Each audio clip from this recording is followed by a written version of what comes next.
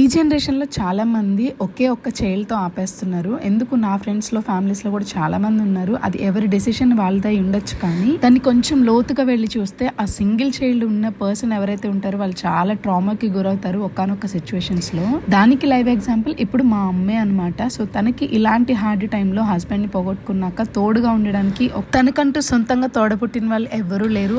అలాంటప్పుడే అనిపిస్తుంది మనకు ఒకళ్ళు తోడబుట్టిన వాళ్ళు ఉంటే బాగుండు అని. కానీ ఈ రోజుల్లో వాంటెడ్లీ సింగిల్ చైల్డ్ తో ఆపేస్తున్నారు. మేబీ హెల్త్ ఇష్యూస్ అయి ఉండొచ్చు, లేదా ఫినాన్షియల్ గా సపోర్ట్ లేక అయి ఉండొచ్చు. బట్ కానీ ఇలాంటి హార్డ్ సిచ్యువేషన్స్ లో మనకంటూ ఒకళ్ళు లేకపోతే ఆ బాధ తట్టుకోవడం చాలా కష్టం అనమాట.